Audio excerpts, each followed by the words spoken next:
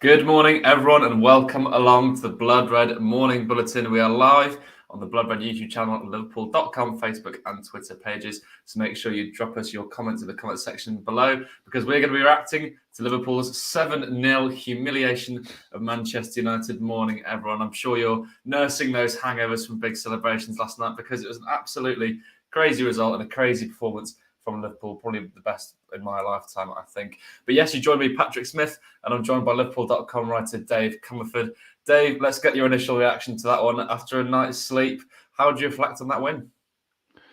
Well, we were just saying before we got started this morning that we couldn't really believe what had happened, and I think still it hasn't really kind of, I don't know, it still doesn't feel 100% real. I think the overriding thing and the best way to sum it up is that, so similar to what you said, I suppose, you feel like you have watched one of the best Liverpool games and one of the best Liverpool performances you're going to see in your entire lifetime, one of the best that the club has ever produced, in its amazing history. So it's just trying to kind of grasp that historic moment, I suppose, and it's good in a way that we've got a week until our next game because it means that we can kind of savor it, I suppose, and almost come to terms with it.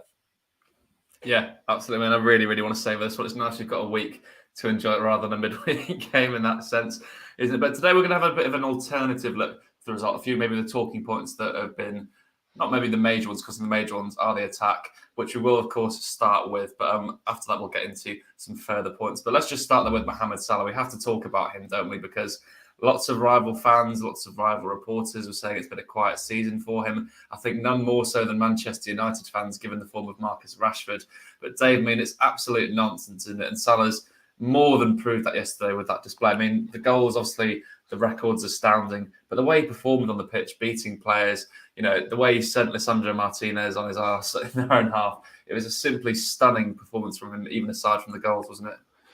It was, yeah. United just couldn't, get a handle on him. I think no matter how many players they threw at him during the game, and to talk about the goal side of things, I mean, 22 for the season now, I believe. We're at a stage where he could easily get to 30, and then he's really starting to make a mockery of those critics. And I was thinking to myself yesterday, as much as Salah has had difficult moments in the season, you can actually make the case that this might end up being one of his more impressive Liverpool seasons on the basis that he's had to deal with kind of systemic flaws that haven't really been present in previous years. And yeah, he's still scored, comfortably the most amount of goals in the squad, the most assists as well, and is scoring goals in big games as well. I mean, scored against Manchester City at Anfield, scored the winner in that game.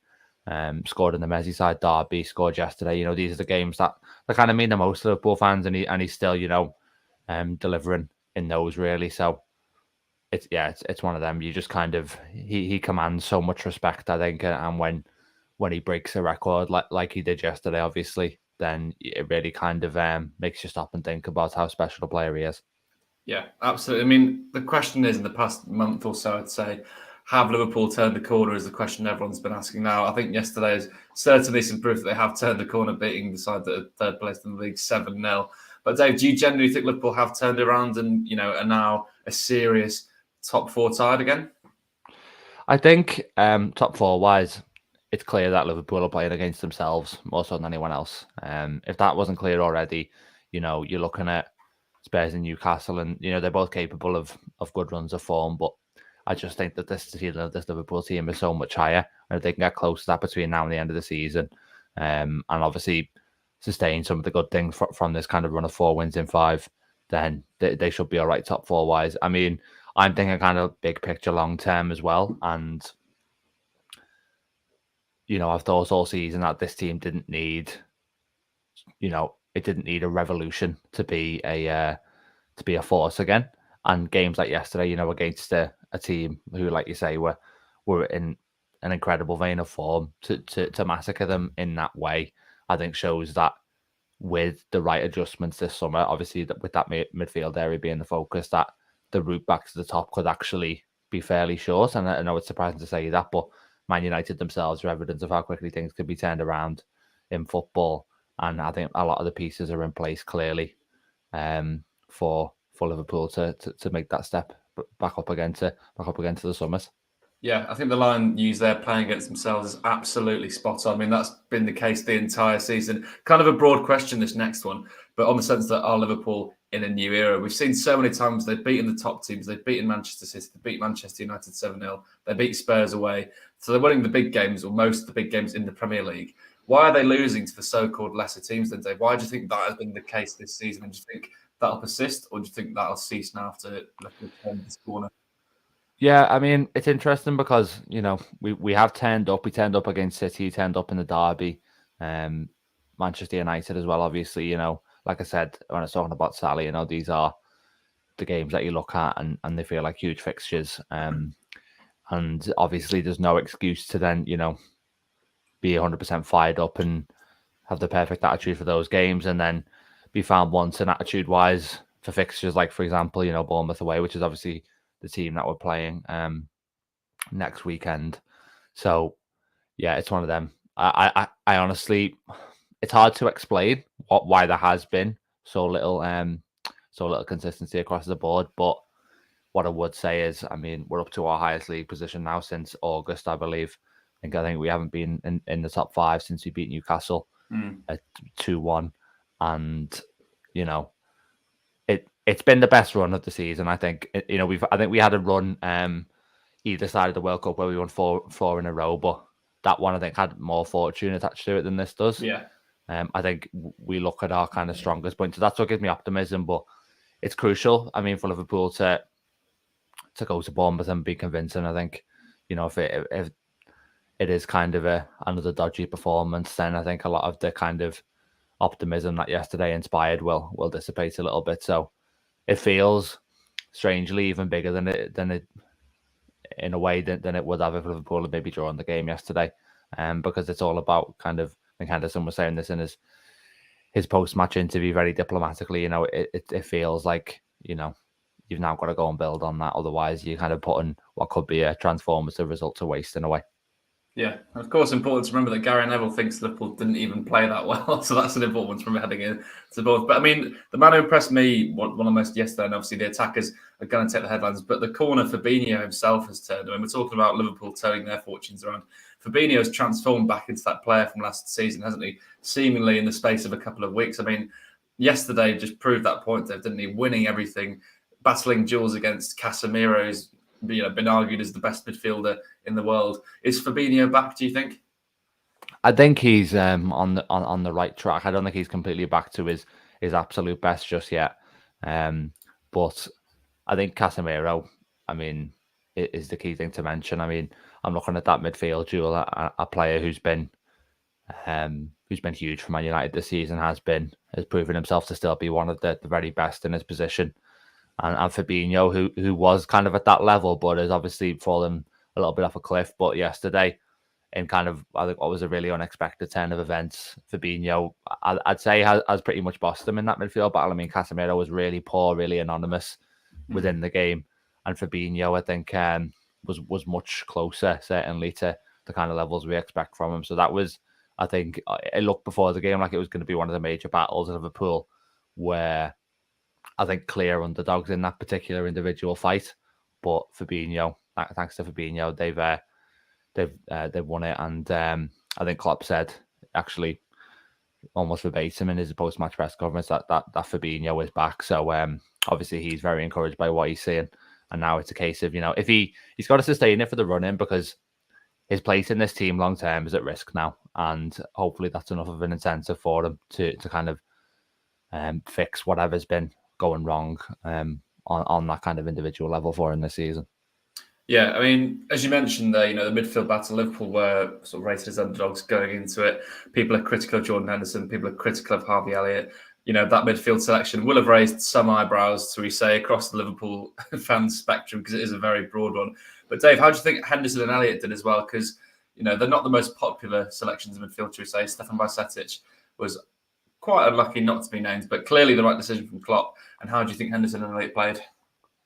Well, it's a bold call, actually, to leave Bicester out. I mean, it's saying a lot that was the case. I mean, we're talking about a player I think only made his full Premier League debut in January, and now you're looking at March and saying that there was an argument that he was undroppable based on how he was playing. But Klopp hasn't got maybe too many big calls bang on this season, and thankfully he did with this one. I mean, I thought Elliot, it was a bit tricky for him first half, and then he has that one where he gives the ball away, and then there's the United chance, which is offside. And I'm thinking, is he going to end up coming off? But he really, I think as Liverpool kind of picked up, he was really kind of driving them on. I think he got the assist for one of Nunez's goals. And I did a player ratings piece for Liverpool.com on the whistle yesterday. And I look back at it now, and I think I was maybe a little bit kind of harsh on him. Could have given him a bit, maybe a higher score or more praise for how he played, because he was really good in that second half, especially. And I think likewise with Henderson, all right, first half, but really came alive in the second. He got an assist as well. So to be fair, you look at the midfield and it doesn't really inspire you with any confidence. I mean, all those players have been criticised this season to varying degrees and for different reasons, but I think they all delivered yesterday. And it'd be interesting to see now in the kind of period before Thiago comes back. I think there might be another couple of games still before that happens, whether he just kind of sticks with this trio on the back of obviously Bajcetic being left on the bench and Keita suffering a knock after his struggles at Crystal Palace, obviously. So I wonder if this will kind of now be the three for the next couple of weeks. Yeah, it's nice having the options as well, isn't it? Nice having the options, I suppose, while the players are in form, rather than choosing the best of a bad bunch in midfield, which it seems like it had been for a certain point of the season. But the midfield's performance yesterday sort of ties in with the final point I'd like to touch on, which is the fullbacks. Because we saw, in January, Liverpool were leaking so many goals towards the start of February as well, and Jurgen Klopp dropped the defensive line. But it now seems in the past couple of weeks he's scrapped that idea, and now they're pressing much higher at the pitch, particularly Robertson and Trent. I mean, Andy Robertson yesterday, Dave, was fantastic, wasn't he? And Liverpool's fullbacks are now back doing what they do best, which is attacking. Yeah, I mean, if we start with Trent, like he obviously, didn't come away with an assist yesterday, as far as I remember, but still played really well. And I think, broadly speaking, has been on a good trajectory recently. So, credit to him. I think everybody deserves credit for how they played yesterday. I think he was really solid. And Robertson, I mean, one of his best Liverpool performances, really. I mean, he, similar to the derby, he was just the level of kind of passion that he played with and desire. And as much as they are cliches, they do matter. And people have criticised the lack of them this season. It was really special performance from him. I mean, even that moment in the first half where he kind of whips that first time cross for a bouncing ball straight onto Nunez's. I don't know if Nunez headed it or kind of poked it goalwards. He hit it into Martinez, didn't he? I think. Yeah. And then Martinez flies across. Obviously, it makes a great block. Otherwise, it's an amazing assist for Robertson. And then obviously, he gets an assist later in the game with an amazing pass. So, he was absolutely sensational in the game. Yeah, and I think over the course of the season, Robertson not kind of been at 100%, but he's probably been closer to his best, I'd say, than he has been in kind of a couple of previous seasons, maybe, where you kind of look at him and you're like, he's doing well, but he's not the absolute kind of prime version of Robertson. I think this season he's maybe been a little bit closer to that, and yesterday was obviously the best he's kind of got to. Yeah, I mean, it's been a 5 out of 10 season for Liverpool. Robertson's the one who's been consistently a 7 or 8 out of 10 every week, I think, to be fair to him. And yesterday he's definitely a 10 out of 10 performance yesterday. He's actually my man of the match, controversial. I know people are selecting the attackers, and that's the story. But I thought Robertson was breathtaking yesterday. Another day, he could have had a couple of goals and a hat-trick of assists. It was simply unbelievable stuff. But Dave, we'll wrap it up there. Thank you so much for joining me. Thank you as well, everyone, for watching along in the YouTube, Facebook, or Twitter. We'll be back again later with the Blood Red podcast, which is going to be live across the Blood Red YouTube channel. So make sure everyone that you stick around for that one. But now, from myself, Patrick Smith, and from Dave Comerford, thank you so much for joining us. We'll catch you again on the Morning Bulletin.